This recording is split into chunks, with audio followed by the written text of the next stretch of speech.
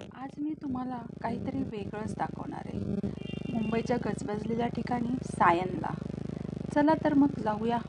पण मला खूप भूक लागली आहे. त्याआधी थोडीशी पेटपूजा एका छानशा हॉटेलमध्ये गेले आणि तिथे मस्त व्हेज थाळी मागवली आणि भरपूर पेटपूजा केली. खूप छान जेवण होतं.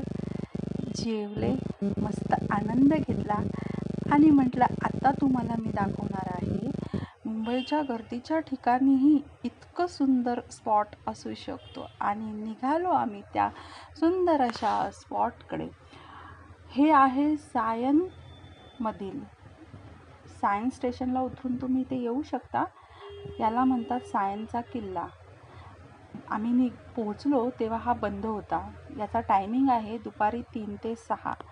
3 वाजता हा चालू होतो, पण इथे तो चालू होण्याआधीच खूप सारी गर्दी होती. म्हणून आम्हीही थोडा वेळ थांबलो आणि म्हटलं बघूया आज काय नवीन पाहायला मिळणार आहे. आणि मग ती वेळ जवळ आली आणि किल्ल्याचा गेट झाला ओपन. चला मग आतमध्ये. पायऱ्या पण छान होत्या, चिऱ्याच्या बांधलेल्या. शिवाजी महाराजांच्या काळातील हा किल्ला आहे. पण आता हा किल्ला पर्यटन स्थळ म्हणून झालेला आहे. हा इतक्या गर्दीच्या ठिकाणी आहे की समजूनच येत नाही की इथे किल्ला आहे. म्हणजे मी जाईपर्यंत विचार करत होते की इथे किल्ला असू शकतो.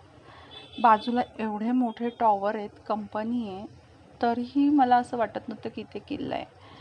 आणि बघितलं तर खरंच इथे किल्ला आहे. आणि मग काय, खूप गर्दी होती तो किल्ला चालू होण्याच्या अगोदर बाहेर गेटच्या. त्यानंतर सगळी माणसं कुठे गायबच झाली. किल्ला खूप मोठा आहे.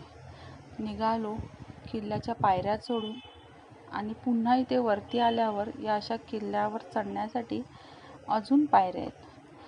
पण इतका छान मेंटेन ठेवलं आहे. इथे गार्डन पण आहेत छान असं आणि हिरवळ बगीचे खूप आहेत. म्हणजे मुंबईच्या ठिकाणीही इतकी शांतता, नयनरम्य परिसर म्हणू शकतो आपण याला. खूप छान पद्धतीने तिथे ठेवलेलं आहे. मेंटेन खूप चांगलं केलं आहे.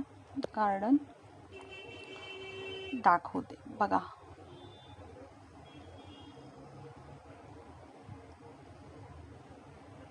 या इथे अशा मध्ये पायऱ्या आहेत.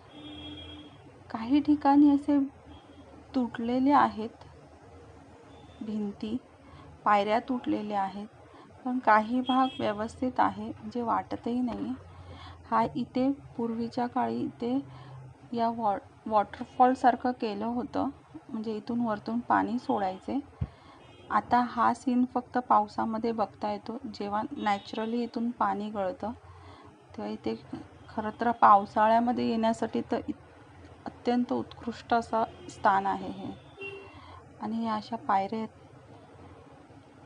या पायऱ्या पण अशा लांब डिस्टन्सने ठेवलेल्या आहेत, त्यामुळे चढताना काही त्रास होत नाही, आरामात चढू शकतो. आणि एवढाही मोठा नाही आहे किल्ला, म्हणजे उंचीला की जाण्यासाठी आपल्याला त्रास होईल. आरामात चालू शकतो. खूप सारे मुलं, छोटी मुलं, फॅमिलीज इथे फिरण्यासाठी येतात. कॉलेजची मुलं, ग्रुप्स, कपल्स असं. आणि हा बघा, हा जो आहे हे शेवटचं टोक आहे किल्ल्याचं, याला बुरुज म्हणतात. हा इथून खालूनच दिसतो आणि मी चालले तो बुरुजच तुम्हाला दाखवते. पायऱ्यांमध्ये डिस्टन्स असल्यामुळे काही त्रास होत नाही चालण्यासाठी. आणि हाच तो बुरुज तुम्ही बघू शकता, केवढा मोठा आहे. मी इथे वरती पण जाणार आहे, मला ते बघायचं आहे की वरती गेल्यावर काय आहे ते. आणि मी इथून चालले हे ते थोडंसं तुम्हाला खाली पण दाखवते. आले मी ते वरती, तर या बुरुजच्या खाली आहे ना एक हौद पण आहे. इथून बघितलं की हे असं शहर दिसतं पूर्णपणे. मोठे मोठे टॉवर्स, रस्ते, गाड्या. आणि या वरती टोकाला जायचं आहे आपल्याला बुरुजाच्या. हा एक हौद आहे, मी मगाशी बोलले ना, हा असा हौद आहे. म्हणजे पूर्वीच्या काळी ते पाणी वगैरे असेल. खूपच खोल आहे. जरा वरती चढूनच बघितलं, म्हटलं बघू किती खोल आहे ते. पण मला जायचं होतं तिथे वरती आणि आले मी वरती चढते. हे स्ट्रक्चर जरा आहे तसंच आहे किल्ल्यासारखं. या पायऱ्या चढून इथून वरती जाता येतं.